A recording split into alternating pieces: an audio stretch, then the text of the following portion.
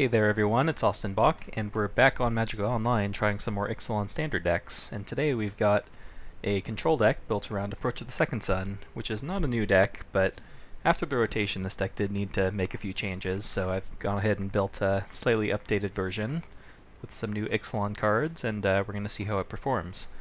So, the main package is pretty straightforward. We're just a blue-white control deck with Approach as the win condition for Game 1. So all our deck's trying to do is stay alive until we get to 7 mana and then catch double approach. Pretty simple. So one of the cards that this deck picked up that's really nice is Settle the Wreckage. You know, since this is a control deck, it does really want to operate at instant speed for the most part. And Settle the Wreckage is really nice for just being able to hold up your mana, threaten to get rid of your opponent's board at instant speed, or if they choose to play around it, or if you just don't have it, you can just Glimmer end of turn. You know, that's one of the things I didn't love about Fumigate, is that, you know, as a sorcery it really restricts when you're able to cast it, and it's, you know, pretty mana inefficient for what it's doing, as opposed to a 4-mana Wrath. So Settle the Wreckage should slot in pretty nicely to this control strategy. Also combines well with Torrential Gearhulk as an instant. It's pretty rare for your 6-mana Flash Bomb to also have a Wrath attached to it.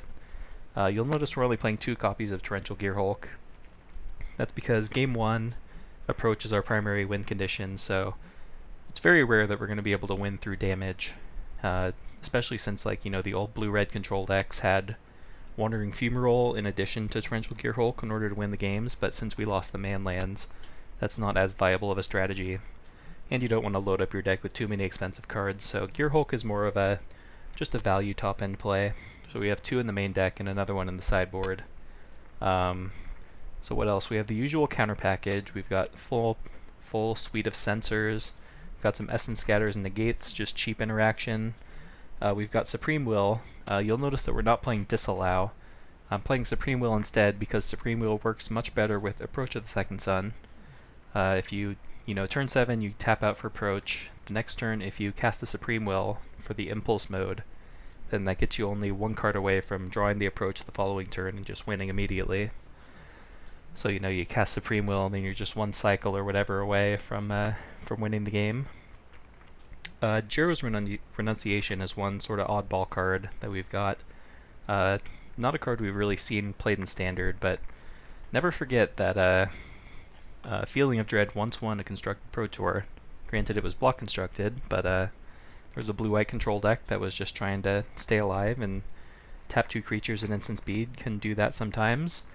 Especially because this deck, you know, we're not trying to win with Torrential Gearhulk, so we don't need to have full control of the board in order to win, at least Game 1, because we're just trying to cast Approach twice, and then we don't really care what the board state is after that. So even just, you know, spending a card to essentially gain some life, just tap 2 guys down and not take damage on a particular turn, it's really useful, and it has cycling, which is nice because if it's a matchup where you don't need this effect, or if you draw them later, you can just cycle them away. Get yourself closer to redrawing that Approach or whatever. And also for Opt, this is, I think, one of the more important cards for control decks moving forward. Way more mana efficient than Anticipate, which decks were playing in some capacity before. But, you know, just give you a ton of card selection early on. Playing 25 lands, but we do want to hit all of our land drops for the first, 6 turns or whatever, 7 turns, if not more. And Opt helps you do that without having to go up to 26, 27 land. The mana base, we did lose a couple dual lands. We lost Port Town and Prairie Stream, but we got Glacial Fortress, which is fine. Glacial Fortress is certainly better than Prairie Stream. It's going to come into play untapped more often. We're playing Aether Hub as our 3rd dual land, even though most of the time it's only going to be able to produce colored mana once, although we do have Glimmer of Genius to help it a little bit. I would prefer these to be Meandering Rivers, which is the come into play tap for blue-white lands, but those are actually kind of hard to find on Magic Online right now, and none of the dealers have them, so we're going to play Aether Hub for now and see how they do. Then just a couple Scavenger rounds to round it out, some utility lands in case we run into a random God-Pharaoh's Gift deck, or we need to get rid of some Scrap Heap Scroungers, or whatever the case may be.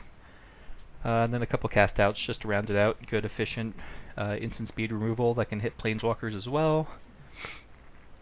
Moving on to the sideboard, let's see what we've got going on. The first kind of oddball card would be Queen's Commission, which is a new card. This is pretty much strictly just a anti-mono red card. I don't know if it's good enough. Certainly worse than something like Timely Reinforcements, which we would like to see normally in this slot, but gotta do what you gotta do. Mono red is a tough matchup, so a little bit of life gain and the ability to block small creatures can go a long way. A couple more counter spells, Spell Pierce, Negate. This deck does kind of miss Dispel. Spell Pierce I think is much worse than Dispel in this specific deck, because if you think about a matchup like, say, Teamer Energy, where you need to resolve a Settle the Wreckage to survive, but they have a Negate backup, Spell Pierce isn't really going to save you there, whereas a Dispel would, because it's more often that they'll be able to pay for a Spell Pierce on the turn where you're trying to force through a board wipe, but you know, gotta make do. Spell Pierce does have its pluses, you know, hits Planeswalkers and some other stuff that Dispel couldn't. Getting to the Trials, you know, post-board people are going to be bringing in ways to disrupt your main game plan of approach, so you might have to mix up your threats a little bit, have additional ways to win. And it's just useful sometimes to have a way to deal with a permanent and force them to keep committing to the board so your future board wipes get better. We've got an extra Fumigate, an extra Torrential Gearhulk, and a Search for Azcanta, which I think is going to be a nice player in these control decks. It's just a way to, early on in the game, it'll just get you some card selection, let you scry away unnecessary stuff, keep hitting your land drops, and then late in the game it's just a card advantage engine. So this is a really nice option for when the game's going to slow down, especially against decks that are going to be playing Duress, like black-based decks, because I think that's going to be kind of a popular way to fight control decks. This is just a way to make sure you can recover from a sequence of Duresses and, you know, maybe Lost Legacies or whatever, trying to disrupt your hand. So we're going to be bringing that in, I think, quite often. I don't know if it's quite good enough for the main deck, and it might be, but I guess that's what we're here to find out. So that is, you know, the deck. Pretty simple strategy. We're just going to try to cast a couple approaches and win the game.